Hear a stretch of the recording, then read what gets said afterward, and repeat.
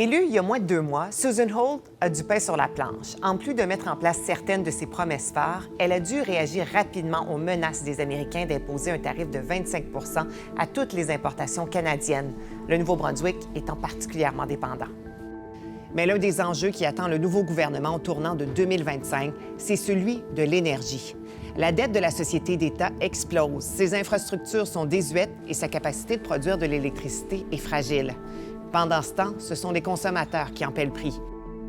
Plus tôt cette semaine, je me suis rendue au bureau de la première ministre à Fredericton pour discuter de ces enjeux.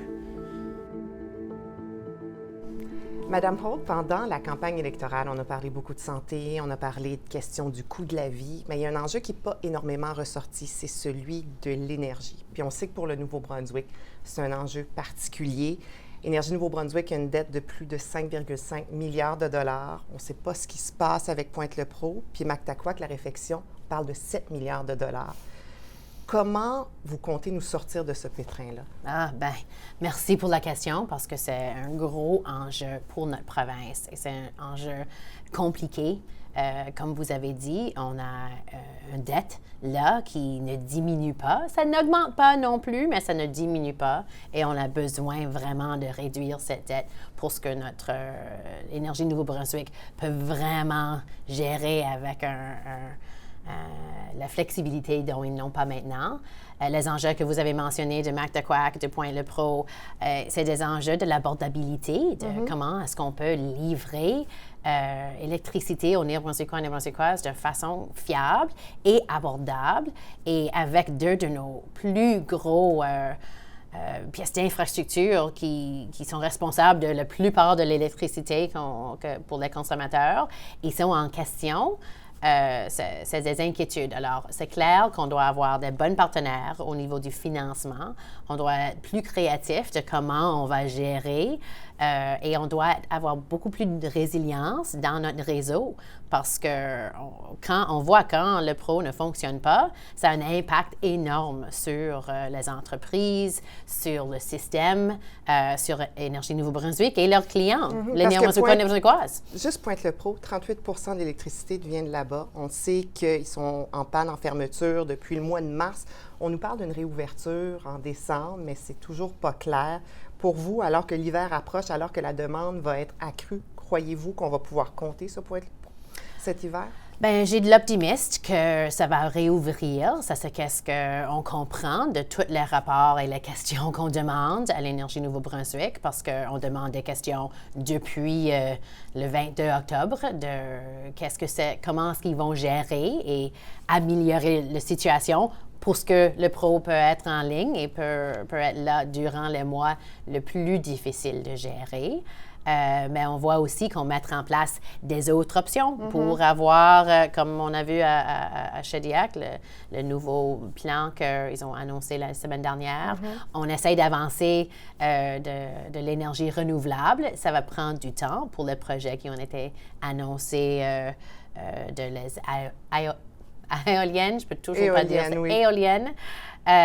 Qu'on veut vraiment, ce type d'énergie, ça va nous aider à stabiliser notre système, mais ça va prendre du temps. Le travail à Belle-Dune pour changer là, c'est un projet important aussi. Et on a besoin de plusieurs points de connexion avec nos voisins aussi pour protéger les consommateurs de Nouveau-Brunswick pour qu'on peut livrer nos promesses de un service fiable, un service abordable qui va être là pour eux autres et avec un impact minimum sur notre climat et notre environnement. Parce que tout de suite, ce qu'on comprend, c'est que c'est les consommateurs qui vont payer la facture, qui voient toujours des hausses à chaque année. Est-ce qu'il faut simplement s'habituer à ces hausses des tarifs d'électricité?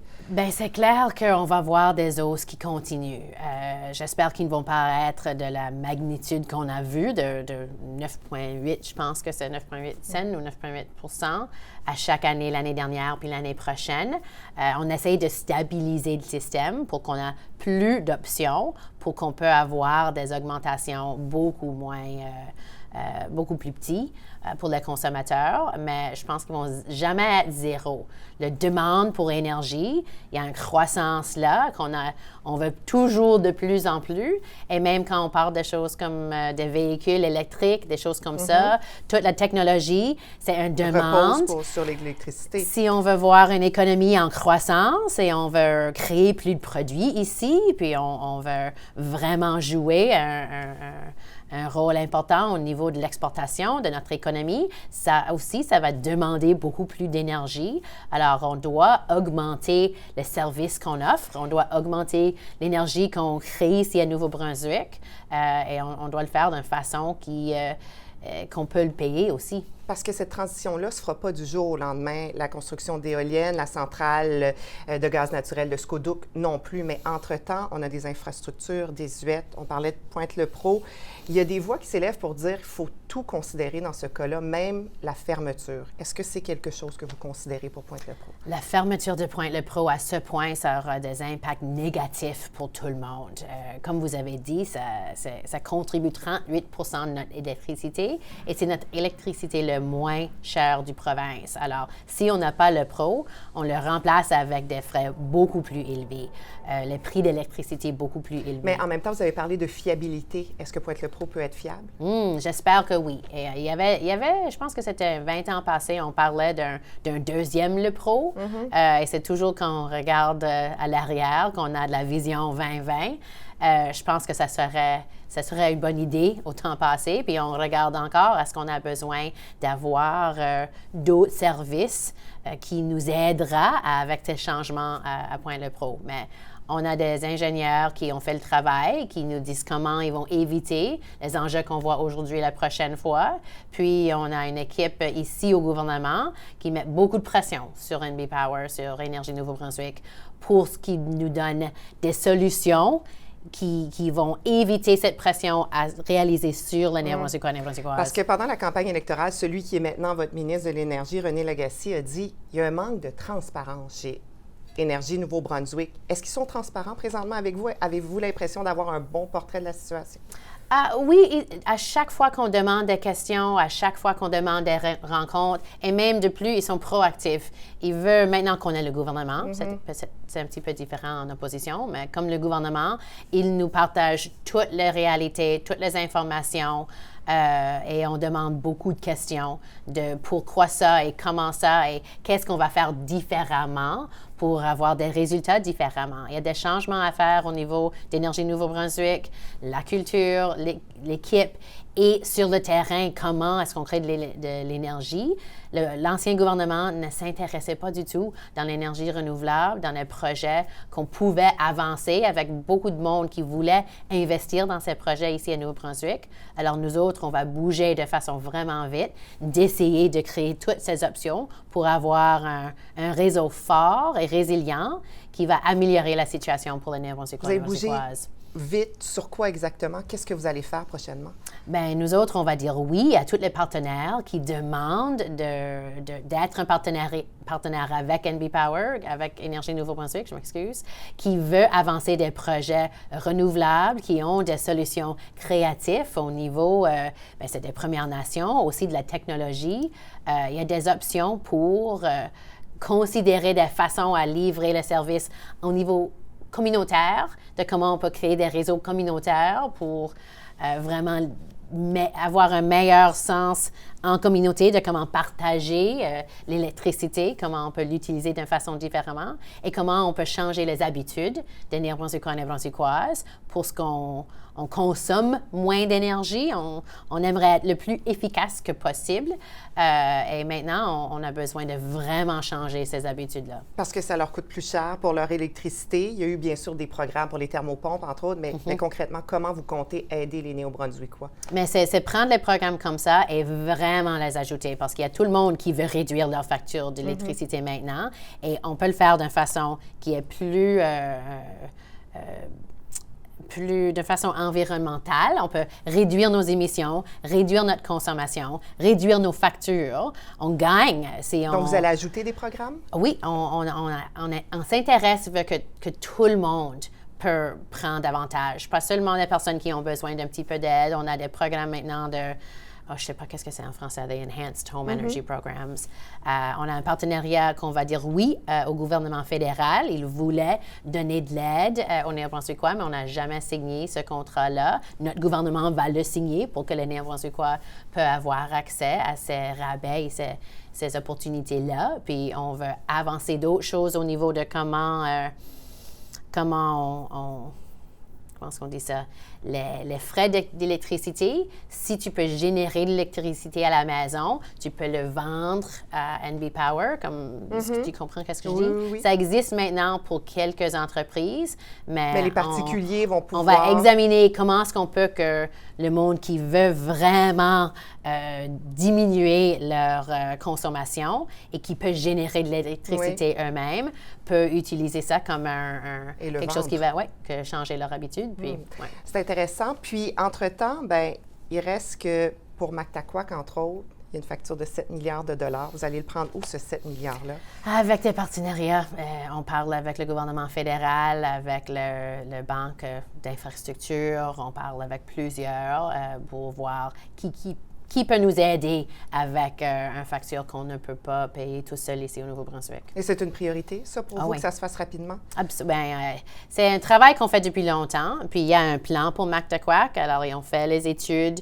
Ils ont le plan de comment ils vont le faire. Je pense que nous sommes dans la période entre 2016 et 2026, qui est la période de planification de comment faire des changements, parce qu'on veut vraiment bien planifier pour que quand c'est le temps de commencer le travail, il n'y a pas de surprise. On voit ça typiquement, qu'on essaye d'aller trop vite, puis il y a les surprises qui vont nous coûter cher. Alors, il y a un plan en place et on continue sur ce plan. Et une des portions, c'est de déterminer qui peut payer, qui peut nous aider avec le projet en partenariat. Vous croyez que la carboneutralité pour 2035, c'est toujours réaliste dans le contexte actuel au Nouveau-Brunswick? Oui, absolument. Je pense qu'il y a beaucoup de monde qui veut changer leur consommation à la maison, qui veut changer la façon dont on génère l'électricité. Je pense que le projet éolienne, le projet qu'on essaye à Belle-Dune, puis à Scodoc, puis même à Pointe-le-Pro, vont nous aider à réduire le montant d'émissions qu'on met ici. Et je pense que, à Nouveau-Brunswick, je pense que le but de 2035, c'est possible. On a 11 ans, 10 ans de le réaliser, mais on voit que le monde change vraiment vite. Mais il y a des environnementalistes avec la centrale d'électricité au gaz naturel qui a quand même sourcillé en disant il y a d'autres options. Pourquoi se tourner vers le gaz naturel et on va le prendre où, ce gaz naturel-là aussi? Mais ce gaz naturel vient du pipeline Maritimes and Northeast qui est en place au moment. C'est une question de vitesse et c'est une question de pansement.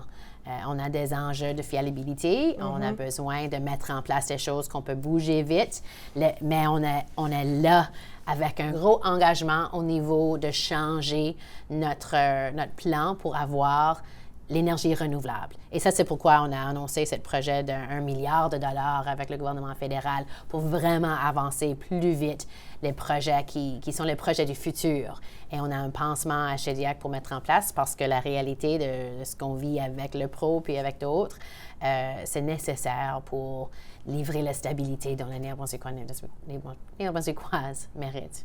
Lorsque vous arrivez dans cette situation-là, par rapport à l'énergie qui est vraiment pas facile, puis vous regardez en arrière, est-ce que vous vous dites, on aurait peut-être dû vendre l'énergie Nouveau-Brunswick? Les situations étaient différentes. À ce temps, moi, je pense que encore c'est un atout d'avoir une énergie Nouveau-Brunswick ici pour nous autres. Je pense que la demande pour l'électricité, ça augmente continuellement. Avoir l'opportunité de gérer cette situation nous-mêmes avec du monde qui, pour eux autres, leur intérêt est les Néo-Brunswickois et Néo-Brunswickoises. Ce n'est pas des investisseurs d'autres coins du monde. Ce n'est pas des profits qu'ils vont donner à quelqu'un d'autre. Je pense que on est vraiment chanceux d'avoir une utilité intégrée pour nous-mêmes ici. Et vous avez confiance en cette entité-là, Énergie Nouveau-Brunswick, présentement dans la forme actuelle? Oui, je pense qu'il y a des changements à faire. Comme René a dit, on a besoin d'un changement de comment on fait notre travail, la culture, la transparence. Il y avait beaucoup de décisions prises de façon vraiment conservateur et pas de façon partisane, mais juste, ils n'ont pas aidé. On n'a pas adopté des changements aussi vite qu'on devrait. Alors, il y a des choses à changer avec l'énergie Nouveau-Brunswick, mais je pense qu'à longue vue, c'est un atout d'avoir cette utilité ici pour nous autres. Alors, ça c'est qu'est-ce qui fonctionne pour le moment.